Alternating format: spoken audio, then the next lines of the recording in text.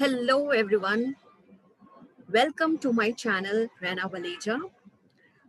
आज का हमारा टॉपिक ऑफ डिस्कशन है प्रॉफिट और गेन्स फ्रॉम बिजनेस और profession, section 28 to section 43B. You will be learning business और प्रोफेशन इनकम वेरी क्विकली। हम बहुत ही शॉर्टकट तरीके से इसे समझने की कोशिश करेंगे, लेकिन कंसेप्ट क्लियरिटी भी करेंगे। Let's begin with the topic. सबसे पहले तो बिजनेस एंड प्रोफेशन से जो हम प्रॉफिट और गेन्स अर्न करते हैं, तो सबसे पहले तो हमें ये समझना पड़ेगा कि बिजनेस क्या होता है, प्रोफेशन क्या होता है, वोकेशन क्या होता है, क्योंकि ये तीनों चीजें ही आप इन तीनों चीजों में से जो इनकम अर्न करते हैं, दैट इज प्रॉफिट अर्न करते हैं, या जो गेन्स आपको होते हैं, वो यहाँ पे इस हेडिंग में आता है।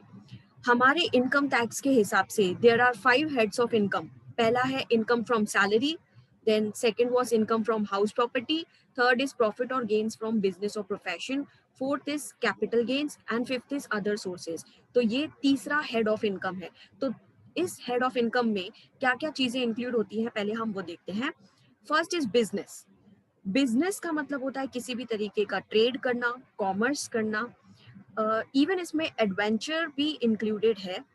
एडवेंचर का मतलब क्या होता है, कभी कभी हम लोग वन टाइम ट्रांजैक्शन करते हैं, लेकिन वो business purpose point of view से करते हैं, बिजनेस पर्पस के लिए करते हैं, तो वो वन टाइम ट्रांजैक्शन भी बिजनेस में ही इंक्लूड होती है। प्रोफेशन का मतलब होता है जहाँ पे आपको इंटेलेक्चुअल वर्क करना पड़ता है, आपको डिग्री चाहिए रहती है उसके लिए। For example lawyers, teachers, chartered accountants, company secretary, ये सब प्रोफेशनल पर्सन में आते हैं। They give you the service and fees charge करते हैं, तो ये भी प्रोफेशन में इंक्लूड होता है। तो थर्ड इज वोकेशन। बिजनेस और प्रोफेशन तो समझ में आया, ये वोकेशन क्या होता है?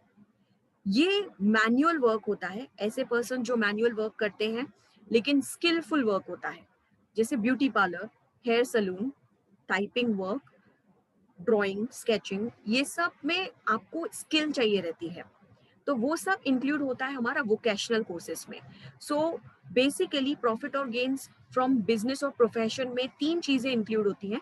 बिजनेस यानी कि किसी भी तरीके का बाइंग सेलिंग करना, ट्रेडिंग करना, मैन्युफैक्चरिंग करना, ये सब। प्रोफेशन जिसमें आप अपनी सर्विसेज प्रोवाइड करते हो, एंड इसके लिए आपको एक प्रोफेशनल डिग्री की जरूरत पड़ेगी। चार्टर्ड अकाउंटेंट है तो चार्टर्ड अकाउंटेंसी का कोर्स आपको करना पड़ेगा, सीए का डिग्री लेना पड़ेगा, सीएस है तो सीएस का डिग्री लेना पड़ेगा। सो प्रोफेशनल कोर्सेज में आपको प्रोफेशनल डिग्री की भी जरूरत होती है। और वोकेशन में मैंने कहा मैनुअल वर्क रहता है लेकिन स्किलफुल वर्क रहता है। अभी हर कोई जो है वो बाल नहीं काट सकता है, हेयर कटिंग एक प्रोफेशनल पर्सन ही करेगा जिसको उस चीज का स्किल हो। सो ये तीन चीजें हमारे इस टॉपिक में इंक्लूडेड है।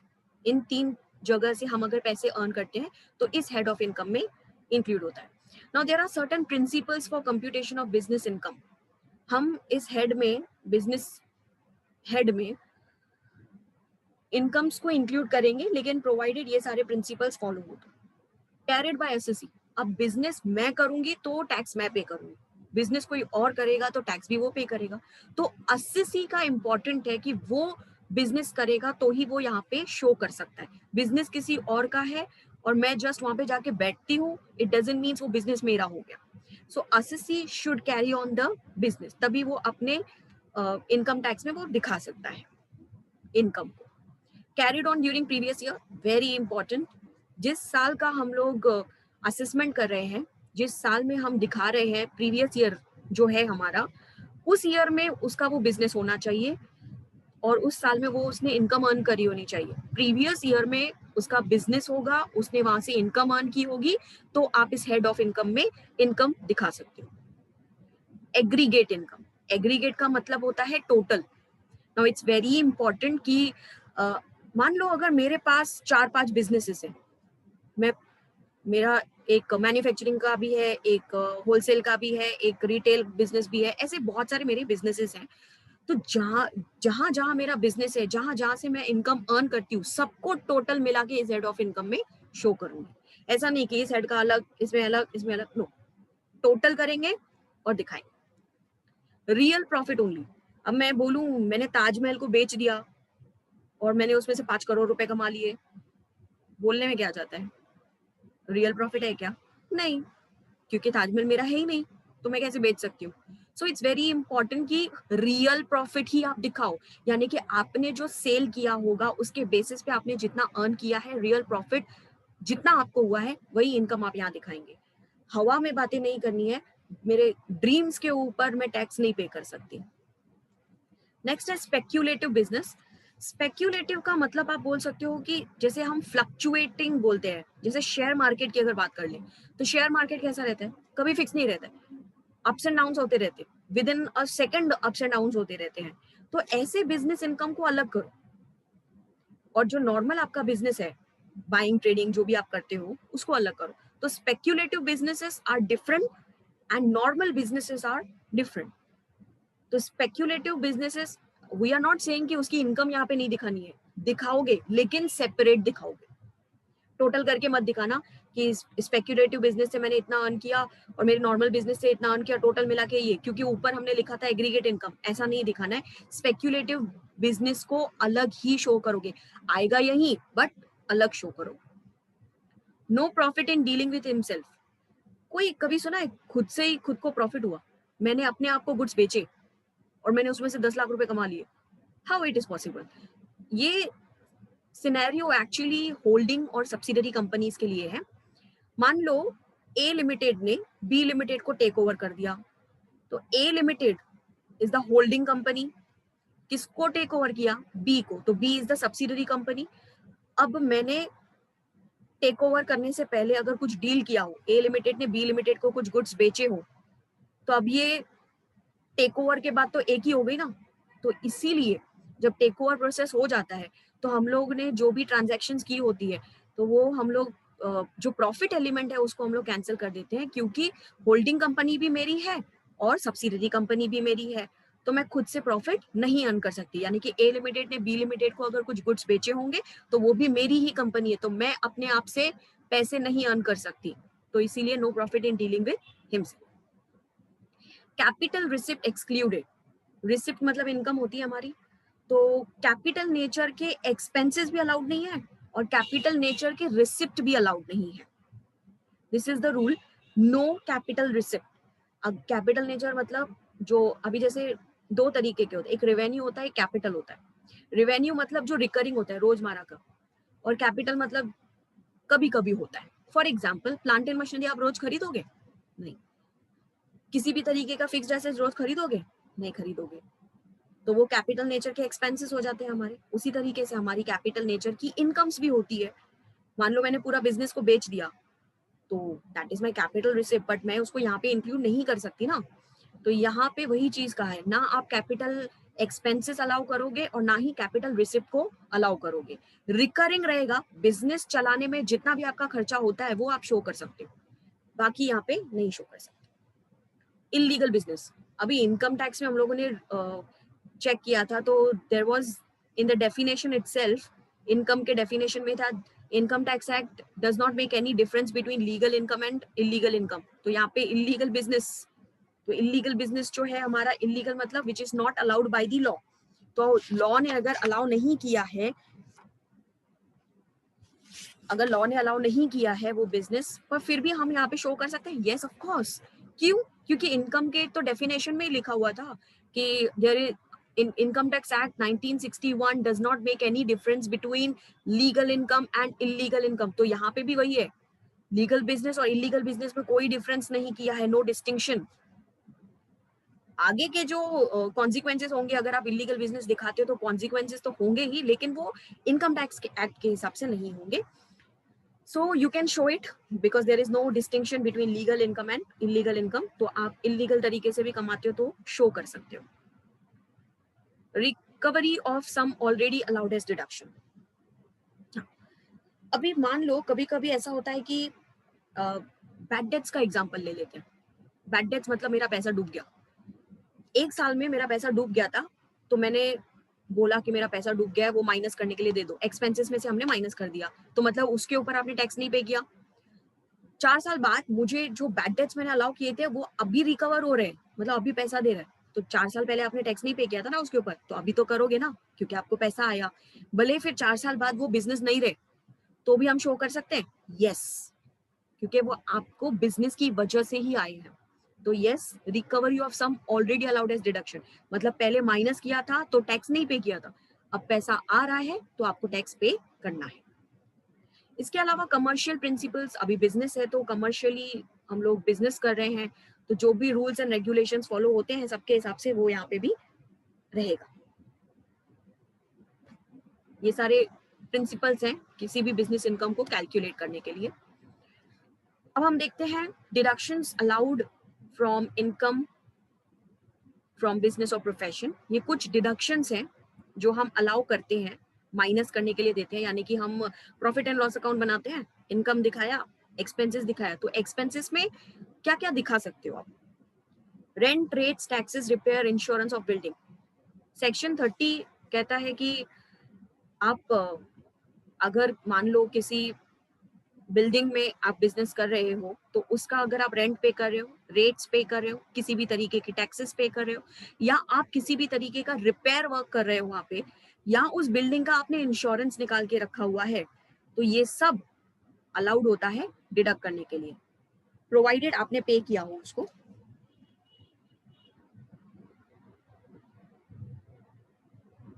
एक चीज यहाँ पे ध्यान रखनी है, रेंट अलाउड तभी होगा जब आपने रेंट पे वो बिल्डिंग ली होगी।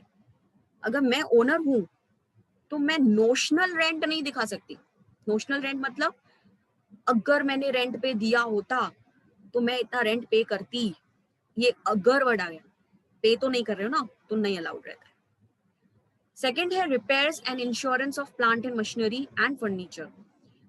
ये भी डिडक्शन के लिए अलाउड है। सेक्शन 31 कहता है कि आप किसी भी तरीके का रिपेयर वर्क करते हो या इंश्योरेंस निकाल के रखते हो प्लांट एंड मशीनरी का या फर्नीचर का, तो वो भी डिडक्शन के लिए अलाउड हो जाएगा, प्रोवाइडेड ये जो रिपेयर्स आप कर रहे हो वो कैपिटल नेचर का नहीं होना चाहिए। क्योंकि ये सब जो रिपेयर्स, इंश्योरेंस, ये सब जो है ना, अगर आप देखोगे ये रिकरिंग है, आए दिन कुछ ना कुछ होता ही रहता है, तो रिकरिंग नेचर के खर्चे होते हैं तो हम लोग अलाउ कर देते हैं। बड़े बड़े खर्चे रहेंगे, ह्यूज खर्चे रहेंगे तो हम अलाउ नहीं करते हैं, कैपिटल नेचर के, दैट मीन्स वो नहीं अलाउ करते हम लोग। Next is depreciation, section 32।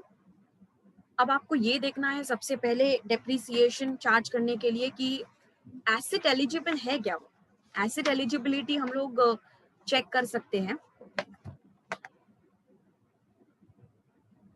अब यहाँ पे एसेट्स में तो बहुत सारी चीजें आती हैं, building, plant and machinery, fixed assets, building, plant and machinery, then furniture, ये सब टेंजिबल में आता है। इनटेंजिबल एसेट्स भी होती है, for example patents, copyrights, know how, ये सब हमारे इनटेंजिबल एसेट्स में आते हैं। तो आपको सबसे पहले चेक करना पड़ेगा कि whether that asset is eligible for deduction of depreciation और नॉट। उसके बाद ओनरशिप भी तो देखना जरूरी है। अगर वो मेरी एसेट ही नहीं है तो मैं उसके ऊपर टैक्स कैसे लगाऊंगी और मैं कैसे उसके ऊपर डेप्रिसिएशन लगाऊंगी। जो चीज मेरी है ही नहीं तो मैं उसके ऊपर डेप्रिसिएशन कैसे लगा सकती हूँ। तो ओनरशिप, अगर असिसी ओनर है एक पर्टिकुलर एसेट का तो वो डेप्रिसिएशन चार्ज कर सकता है। यूज, घर के यूज के लिए मैं अगर एसेट लेती हूँ, रेफ्रिजरेटर लिया मैंने और मैंने बोला था कि मैं फैक्ट्री में रखूंगी, बट मैंने रखा नहीं, मैंने उसको घर पे रखा, तो घर के यूज के लिए, हाउस होल्ड यूज के लिए, तो आप इसमें माइनस करोगे? नो। तो यूसेज बिजनेस पर्पज के लिए होगा तो आप माइनस कर सकते हो। 50% depreciation if asset is used for less than 180 days. Now examination point of view से आपको ए बी सी तो नहीं देखना रहता है, डी और सी ये दोनों पॉइंट्स आपको देखनी रहती है एग्जाम पॉइंट ऑफ व्यू से। क्योंकि एग्जामिनेशन में कभी कभी वो आपको क्वेश्चन में बोलता है कि हाउस होल्ड यूज के लिए है तो आप फिर उसको डिडक्शन अलाउ नहीं करोगे। और एग्जामिनेशन पॉइंट ऑफ व्यू से कभी कभी हिडन एडजस्टमेंट दी रहती है। कैसे? आपको ब्रैकेट में उसका डेट दिखेगा एसेट का कि उसने कभी परचेज किया है, तो याद रहे जब भी डेट मेंशन्ड है इसका मतलब हिडन एडजस्टमेंट हो सकती है। तो यूज देखना है कि आपने वो एसेट को अगर लेस देन 180 डेज होता है तो आप डेप्रीसिएशन 50% ही चार्ज कर सकते हो, पूरा डेप्रीसिएशन चार्ज नहीं कर सकते हो। This is the rule. ये एग्जामिनेशन पॉइंट ऑफ व्यू से आपको कंसीडर करना है। आई होप सबको इतना समझ में आ गया होगा। Next is other deductions also. Section 36 other deductions आते हैं इसमें। इंश्योरेंस ऑफ स्टॉक, अब बिजनेस है तो स्टॉक तो रहेगा ही, तो स्टॉक रहेगा और उसके ऊपर अगर मैंने इंश्योरेंस निकाला है तो yes you can deduct that, मतलब आप माइनस कर सकते हो। Insurance on health of employee, अब ऑब्वियसली बिजनेस है तो मैंने एम्प्लॉयज रखे होंगे, एम्प्लॉयज के हेल्थ के लिए मैंने अगर इंश्योरेंस प्रीमियम पे किया है तो यस अलाउ है, आप माइनस कर सकते हो उतना अमाउंट, प्रीमियम का अमाउंट। बोनस और कमीशन टू एम्प्लॉयज, अब एम्प्लॉयज को अगर आप किसी भी तरीके का बोनस देते हो, कमीशन देते हो उनको, तो माइनस कर लो, खर्चा दिखा सकते हो। इंटरेस्ट ऑन बोरोड कैपिटल, अभी मेरा बिजनेस है तो जरूरी है क्या मेरे पास इतना कैपिटल होना चाहिए? हो सकता है मैंने पैसे उधार पे लिए हो किसी से, तो कोई भी मुझे फ्री में थोड़ी ना पैसे देगा, मुझे उसके लिए उसको इंटरेस्ट पे करना पड़ेगा, तो अगर मैं वो इंटरेस्ट पे कर रही हूँ तो हम यहाँ पे माइनस कर सकते हैं। Employer contribution to various funds, अब बहुत तरीके के फंड्स भी होते हैं, लाइक प्रोविडेंट फंड रहता है, स्टैट्यूटरी प्रोविडेंट फंड रहता है, तो इस तरीके के फंड्स में अगर एम्प्लॉयर ने अपना कंट्रीब्यूशन दिया है, नो डाउट एम्प्लॉई अपनी सैलरी में से तो पैसे काट के देता ही है, बट एम्प्लॉयर को भी कंट्रीब्यूट करना पड़ता है, तो एम्प्लॉयर के लिए तो वो खर्चा हो गया ना, तो वो खर्चे में शो कर सकता है। Contribution of employees to various funds paid in time, हाँ ये एक चीज जरूरी आपको ध्यान में रखनी है, आपने पीएफ काटा एम्प्लॉई का, तो वो पीएफ काटने के बाद आपको प्रॉपर अथॉरिटी को वो पे करना होता है। आपने अगर अथॉरिटी को पे नहीं किया तो वो आपकी डीम्ड इनकम मानी जाएगी, क्योंकि it was your responsibility to pay it on time. तो जिससे पैसे आपने कट किए दैट इज एम्प्लॉय, और जिसको पैसे पहुंचाने हैं, पैसे कट कर लिए, आपके पास पैसे जमा है लेकिन जिसको पहुंचाना था उसको पहुंचाया नहीं, तो वो क्या बोलेगा? डीम्ड इनकम, अब उसके ऊपर टैक्स पे करो।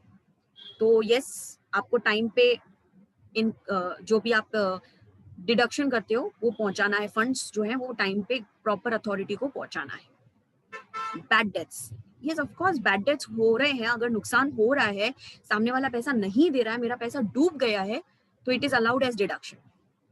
Expenditure on family planning, yes this is also allowed, अगर किसी भी तरीके का बोनाफाइड एक्सपेंडिचर आप करते हो फैमिली प्लानिंग के लिए लेकर, उसके रिलेटेड आप एडवर्टाइजमेंट करते हो, पब्लिसिटी करते हो फैमिली प्लानिंग को लेकर, तो आपको ये डिडक्शन मिलता है,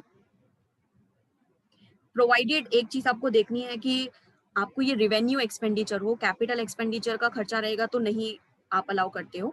प्लस इसका जो एक्सपेंडिचर है, अगर मान लो अगर कैपिटल नेचर का खर्चा हुआ, तो कैपिटल नेचर का अगर खर्चा होता है तो हम इसको पूरी तरीके से तो अलाउ नहीं करते हैं, लेकिन हम इसको 1/5 अलाउ करते हैं, एवरी ईयर डिवाइड बाय 5 करेंगे, 1/5 of capital nature expenditure on family planning is allowed as deduction. In short, जितना भी आप खर्चा करते हो फैमिली प्लानिंग के ऊपर, उसको आप डिवाइड बाय 5 कर लेना और हर साल उतना आपको डिडक्शन मिलेगा। मान लो 5,000 रुपए था, तो 5,000 डिवाइड बाय 5 करेंगे तो कितना होता है? 1,000। तो एवरी ईयर आपको 1,000 रुपीज का डिडक्शन मिलेगा 5 सालों के लिए। इसके अलावा और भी अदर टाइप के एक्सपेंडिचर होते हैं जो अलाउड करते हैं हम। सबसे पहले उसके लिए नॉट कैपिटल एक्सपेंडिचर, किसी भी तरीके का कैपिटल एक्सपेंडिचर हम अलाउ नहीं करते, एक्सेप्ट जो फैमिली प्लानिंग के रिलेटेड था, वो भी डिडक्शन आपको डिवाइड बाय 5 करना है। नॉट पर्सनल, अब मेरा पर्सनल खर्चा होगा तो मैं बिजनेस में क्यों दिखाऊंगी, सो इसीलिए personal nature expenses not allowed. Not for any offence, मैं किसी को रिश्वत दूं और मैं दिखाऊं ऐसे कि मैं इसको रिश्वत दे रही हूँ, करप्शन कर रही हूँ, इट्स नॉट लीगली अलाउड। आप दे रहे हो अगर किसी को तो वो गलत है, और आप यहाँ पे शो कर सकते हो क्या? No. No contingent liability, contingent मतलब हो भी सकता है, नहीं भी हो सकता है, तो किसी भी तरीके का कॉन्टीजेंट लाइबिलिटी आप शो करोगे यहाँ पे? नहीं। मतलब मैं ऐसे बोलूं मेरा खर्चा हो भी सकता है, मेरा खर्चा नहीं भी हो सकता है, सो इट्स नॉट अलाउड। खर्चा हुआ है तो माइनस करो, नहीं हुआ है सिर्फ सोच रहे हो खर्चा होता तो not allowed. Not before commencement of business, business start हो गया, खर्चा कर रहे हो, शो करो। बिजनेस स्टार्ट नहीं हुआ है, डोंट शो इट। कमेंसमेंट के बाद यानी कि स्टार्ट होने के बाद ही आप कोई भी खर्चा अलाउ करते हो as a deduction. I hope सब लोगों को समझा होगा। अगर कुछ नहीं समझा है तो आप लोग मुझसे पूछ सकते हो, कमेंट बॉक्स में लिख सकते हो। इसके आगे भी और भी थियोरी है जो हम लोग पार्ट 2 में करेंगे। Thank you very much for watching this video and stay tune for part 2 also, क्योंकि हम वो भी कंप्लीट करने वाले हैं और बहुत जल्दी कंप्लीट करने वाले हैं। इसका पार्ट 2 के लिए आप वेट करिए। Thank you so much.